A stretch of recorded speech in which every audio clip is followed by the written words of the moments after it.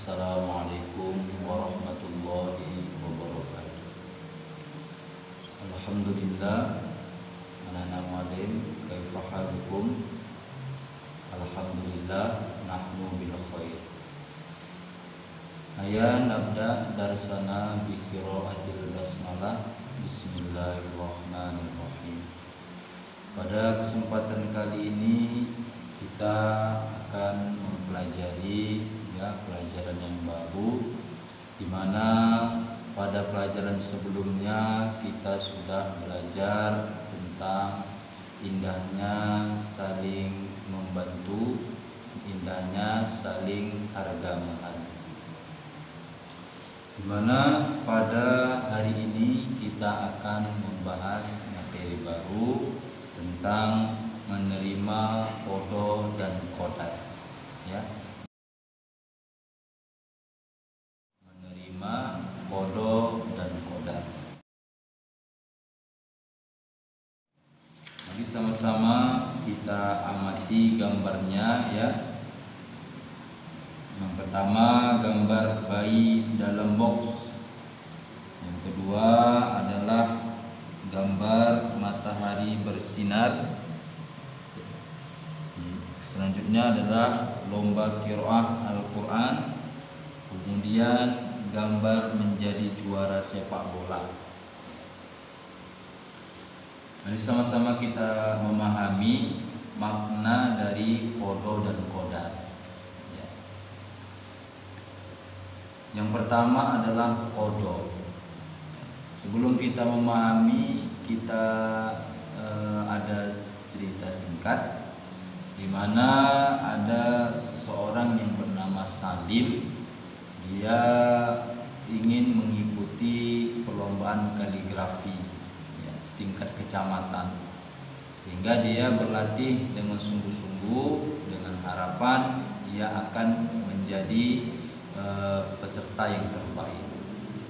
Namun anak-anak muallim yang dirahmati Allah, ketika ia mengikuti lomba tersebut, ketika diumumkan ternyata dia tidak mendapatkan juara, sehingga dia lapang dada, ya, bahwasannya inilah kehendak Allah yang terbaik untuknya.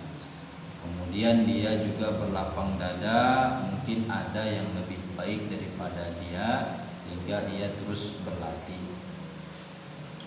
Jadi dari cerita ini anak-anak muallim yang dirahmati Allah Subhanahu wa taala, qada itu ya adalah ketentuan atau ketetapan Allah, ya, yang diberikan kepada makhluknya dengan usaha, ya, dengan usaha.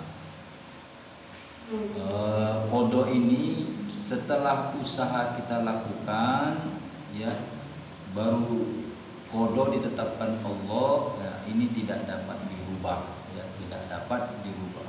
Seperti firman Allah Subhanahu wa taala dalam surah Al-Hadid ayat yang ke-22, ma asaba min musibatin fil ard wala fi anfusikum illa fi kitabin min qabli an nabraha. Apa-apa yang menimpa di bumi dan yang menimpa dirimu sendiri, ya, sesungguhnya itu telah ditetapkan di Lauh Mahfuz, ya, sebelum kami mewujudkannya, ya. Inna dzalika 'alallahi yasir. Yang demikian itu mudah bagi Allah Subhanahu wa taala. Jadi anak-anak sekalian yang dirahmati Allah Subhanahu wa taala, apa contoh-contoh qada? Ya, yang pertama matahari terbit dari timur dan tenggelam di sebelah barat. Kemudian yang kedua, kematian itu merupakan pasti datang, tidak dapat dimajukan dan tidak dapat pula dimundurkan. Kemudian bumi serta planet-planet lainnya berputar sesuai dengan porosnya, ya. Jadi anak-anak muallim yang dirahmati Allah, apa hikmah yang dapat kita ambil mengenai qada ini? Yang pertama adalah datang ke sekolah atau kegiatan lainnya tepat waktu. Dua, memanfaatkan waktu untuk belajar dan hal lain yang positif. Tiga, menerima beberapa pun uang jajan yang diberikan orang tua. Empat, tidak bersikap sombong di rumah, di sekolah, atau di lingkungan masyarakat. Lima, berhati-hati jika berada di tempat keramaian atau di jalan raya yang padat kendaraan. 6. Bertanggung jawab atas tugas yang diberikan kepadanya.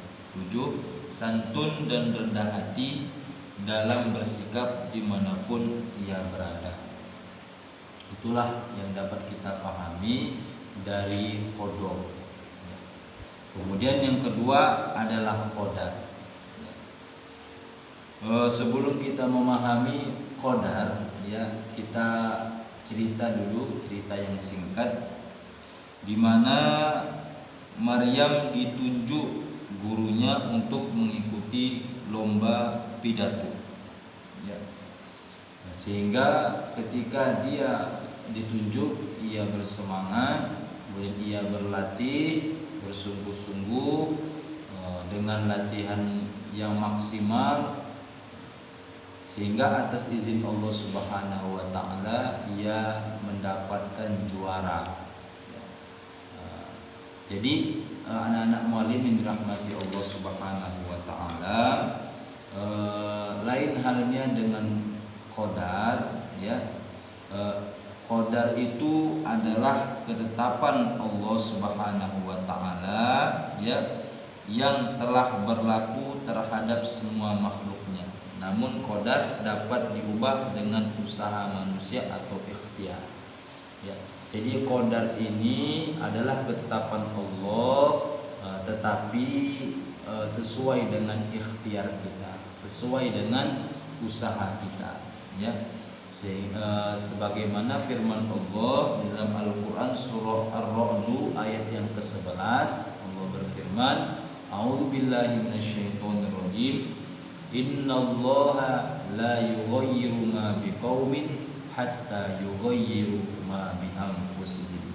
Sesungguhnya Allah tidak akan mengubah keadaan suatu kaum sebelum mereka mengubah keadaan diri mereka sendiri. Artinya apa, anak-anak muallim yang dirahmati Allah? Jika kita ingin mendapatkan sesuatu yang kita raih, maka kita harus usaha maksimal.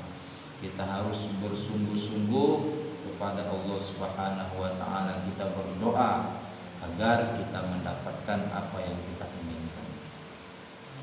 Apa saja contoh-contoh qadar? Yang pertama adalah menjadi pintar dan menjadi juara kelas karena belajar dan berdoa. Kemudian menjadi juara lomba, ya, karena gigih berlatih. Kemudian menjadi anak yang disenangi dalam pergaulan karena ramah dan suka menyapa kepada siapa saja.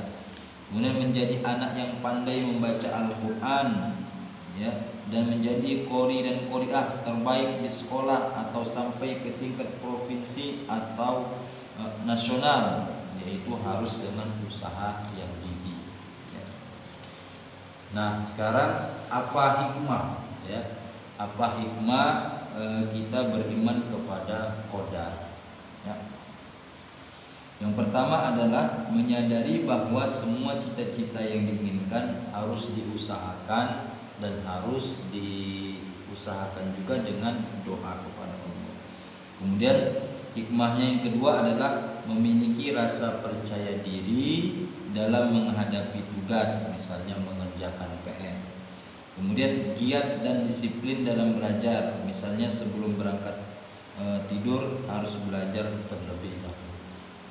Itulah anak-anak muallim yang dirahmati Allah Subhanahu wa taala, pembahasan kita tentang memahami makna qada dan qadar, ya. Kita harus menerima qada dan qadar ini, ya.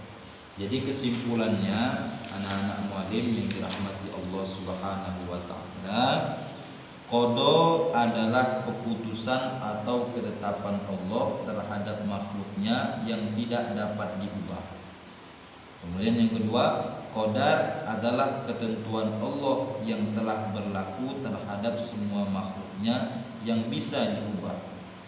3. Beriman kepada qada menyebabkan kita terdorong berusaha dan menerima hasil usaha dengan lapang dada.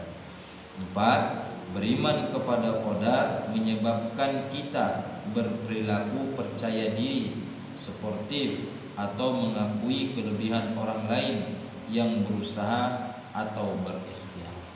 Demikian pelajaran kita pada kesempatan kali ini. Mari kita tutup dengan lafaz hamdalah, alhamdulillahirabbil alamin, dan doa penutup majelis, subhanakallahumma wa bihamdika asyhadu an la ilaha illa anta astaghfiruka wa atubu ilaik. Wassalamualaikum warahmatullahi wabarakatuh.